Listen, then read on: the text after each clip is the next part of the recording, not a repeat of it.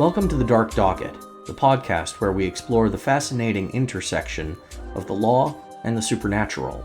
I'm your host, Aidan, and today we're diving into a cadaverous copyright controversy that shook the literary world in the early 20th century. Indeed, getting your work published as a first-time author has not always been easy, and publishing can be a cutthroat business. But what happens when a famous author wants to publish some new work from beyond the grave? Get ready for the strange case of Jap Heron, Mark Twain's allegedly posthumously penned publication.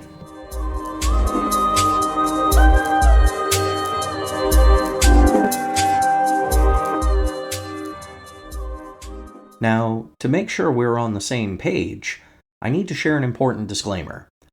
Nothing you hear on this show should be construed as legal advice. If you're facing a legal issue, please consult with a qualified attorney duly licensed in the appropriate state. Furthermore, while we strive for accuracy, we can't guarantee the complete historical validity of all facts and stories presented. Some details may be dramatized or simplified for narrative effect. So sit back, relax, and enjoy the show. But remember, we're here to spark your imagination, not to solve your ghostly legal disputes.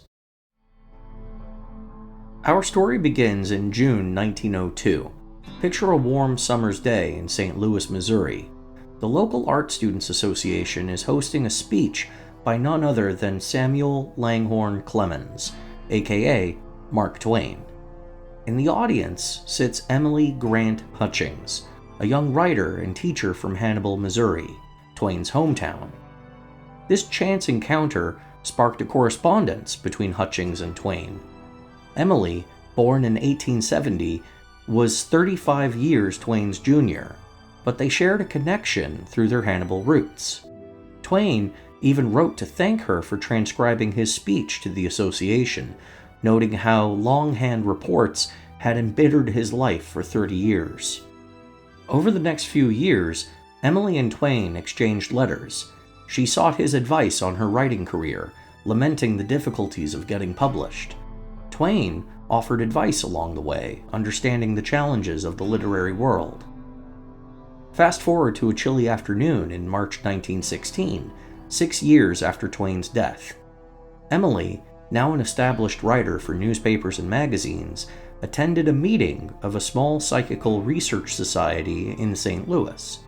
She was supposed to attend a lecture on cosmic relations, but fate had other plans. When the scheduled lecturer didn't show up, the hostess asked Mrs. Lola V. Hayes to demonstrate her skills with a Ouija board. As the planchette moved across the board, it spelled out Samuel L. Clemens, Lazy Sam. After a pause, it continued, "Well, why don't some of you say something?" Emily's pulse quickened. Here she was, in a room full of strangers, seemingly receiving a message from her old correspondent and literary mentor. This unexpected turn of events also aligned perfectly with the zeitgeist of the early 20th century. Spiritualism was in full swing, with millions of people, including notable figures like Thomas Edison and Sir Arthur Conan Doyle, dabbling in communication with the dead. For a writer like Emily, steeped in the literary world and familiar with Twain's voice, the temptation to explore this supernatural connection must have been irresistible. Emily and her medium associate, Lola V. Hayes, worked together supposedly transcribing an original novel being dictated to them by the late Twain via Lola's Ouija board. The novel was called Jap Heron, and it told the story of a poor boy from a town in Missouri who, with a couple of mentors, grew up into a noble and useful man, eventually helping to revitalize his town. Eventually, in 1917, Jap Heron was published by Mitchell Kennerly, a reputable New York publisher. The book came with an intriguing subtitle, a novel written from the Ouija board, and included a frontispiece portrait resembling Mark Twain. The novel was priced at $1.50, a standard price for books at the time. The book's introduction, written by Emily Grant Hutchings, provided a detailed account of how the novel came to be, It included numerous quotations, allegedly from the spirit of Mark Twain, that had been communicated through Lola's Ouija board. These quotes were noted for their reminiscent flavor of Twain's characteristic wit and style of conversation. The novel showcased a striking familiarity with life in a Missouri town, featuring authentic dialect and a prominent role for a country newspaper, all elements that would be familiar to readers of Twain's works like Tom Sawyer and Huckleberry Finn. But these were also elements that Emily would have personally been familiar with too, having grown up in a similar setting. The book gained significant attention, even receiving a review in the New York Times on September 9, 1917. However, it did not receive the acclaim that a new piece by Mark Twain would be expected to receive. The review noted the novel's apparent knowledge of Missouri life and dialect, but was critical of its attempts at humor and emotional content. Part of the review stated, "The humor impresses as a feeble attempt at imitation, and while there is now and then a strong sure touch of pathos or a swift and true revelation of human nature, the sob stuff that oozes through many of the scenes and the overdrawn emotions are too much for credulity. If this is the best that Mark Twain can do by reaching across the barrier, the army of admirers that his works have won for him will all hope that he will hereafter respect that boundary." Despite its supernatural claims, Jap Heron found its way into the mainstream literary world, sparking debates about authorship, the nature of creativity, and the possibilities of posthumous communication. Its publication marked a unique intersection of popular spiritualism and established literary tradition, challenging readers and critics alike to grapple with its unusual origins. However, any success that this book might have enjoyed was short-lived. In 1918, Clara Clemens, Mark Twain's daughter, along with Harper & Brothers, Twain's official publishers, filed a lawsuit in New York against Emily Grant Hutchings and her publisher, Mitchell Kennerly. The case presented a fascinating array of legal quandaries. At its core, the lawsuit aimed to protect Mark Twain's name and literary rights, but it also raised profound questions about the nature of authorship and copyrights in the face of alleged supernatural communications. One of the primary issues was whether the law could recognize a deceased person as the author of a new work. If Hutchings' claims were to be believed, Mark Twain had indeed authored Jap Heron from beyond the grave. This raised the question, could a spirit hold a copyright? Furthermore, the case brought into question the existing publishing agreement between Twain and Harper & Brothers. If Twain's ghost could indeed write new material, would it be bound by contracts made during Twain's lifetime? This created a paradoxical situation where acknowledging Twain's authorship could potentially violate his existing publishing agreements. Another crucial aspect of the lawsuit centered on the use of Mark Twain's pen name, which was a registered trademark held by Harper & Brothers. By using Twain's likeness on the title page and explicitly claiming his involvement, Hutchings and Kennerly were treading on dicey legal ground.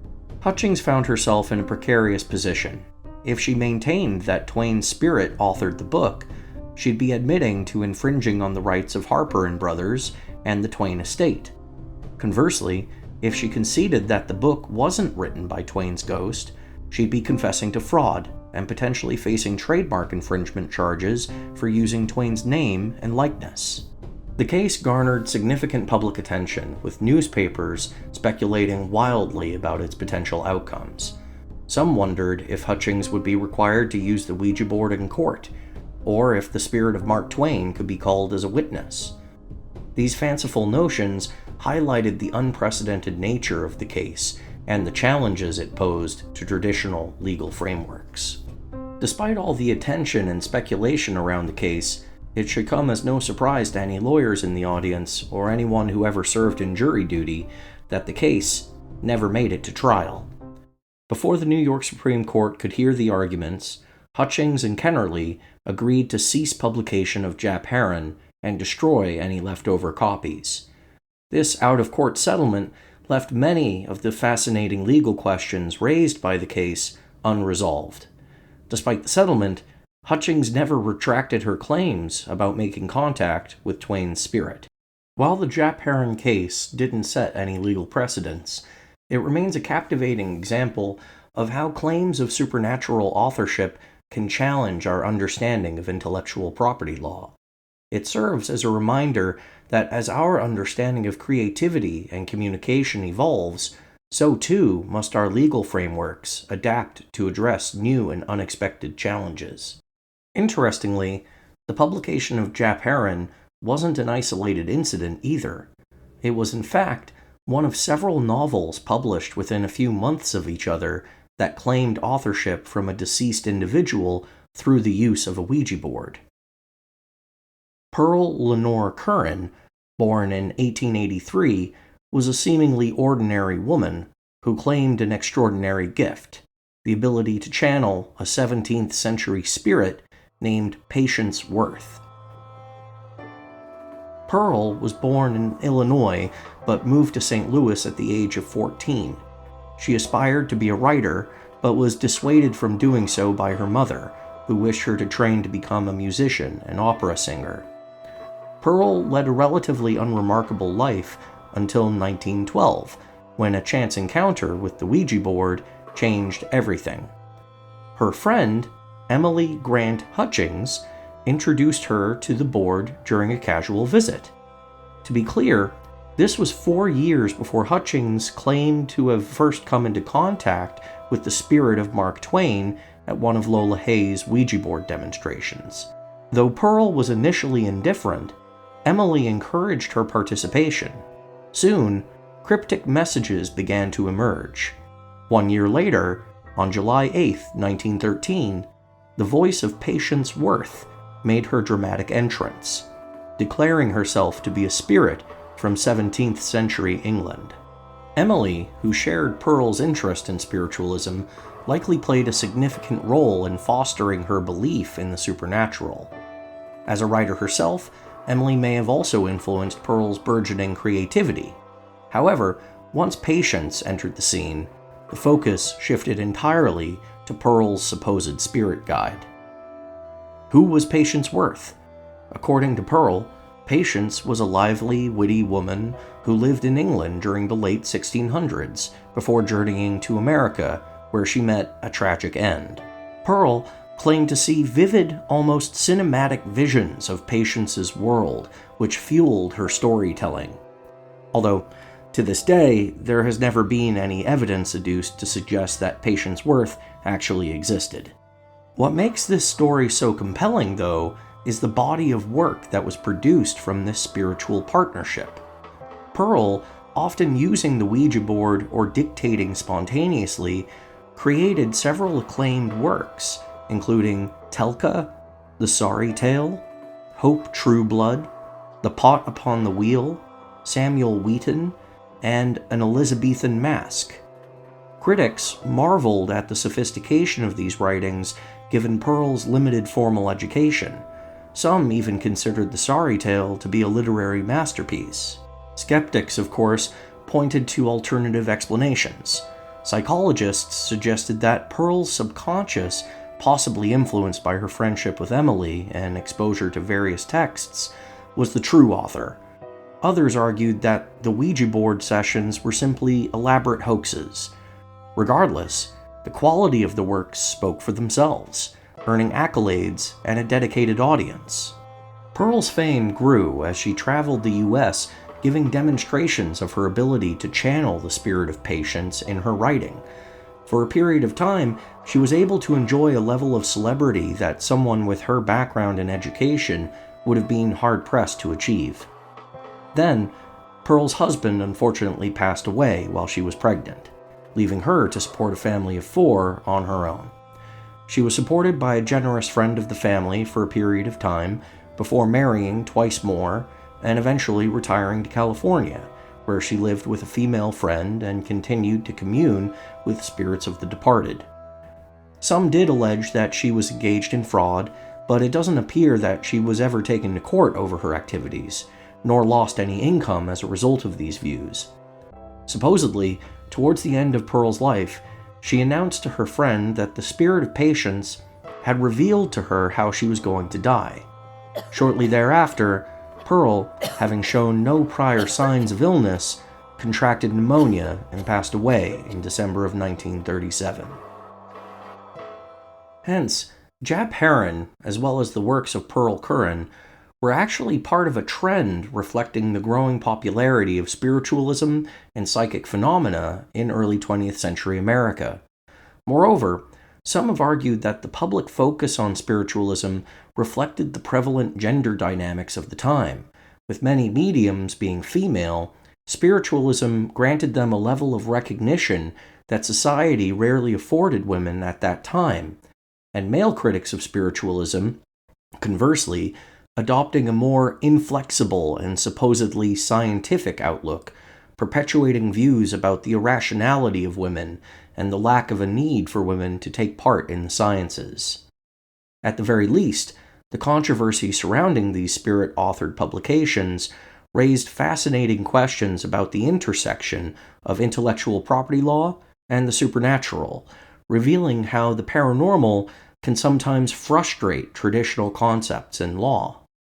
Especially the question of how do we balance trademark protection with freedom of expression when it comes to using the names and likenesses of deceased public figures. As we wrap up this episode of The Dark Docket, I encourage you to ponder what other supernatural scenarios might challenge our intellectual property laws now or in the future. What if someone started using a deceased person's Twitter account to create new posts in that person's voice? Could a family member of the deceased sue that individual? And what would their cause of action be? What about the creation of AI likenesses of dead performers to produce new films and songs? Or even the creation of AI likenesses of deceased family members to be used in customized advertising? Thank you for joining us on this exploration of spiritualism and intellectual property law. If you enjoyed this episode, please subscribe to The Dark Docket on whatever venue you tune in on. If you know of an interesting legal case that involves the supernatural or the strange, please feel free to write to us at darkdocket@gmail.com. Join us next time as we delve into another perplexing case that challenges the boundaries between the legal world and the world beyond. Until then, remember, if you want to publish your work, it might be easier to do so before one shuffles off this mortal coil.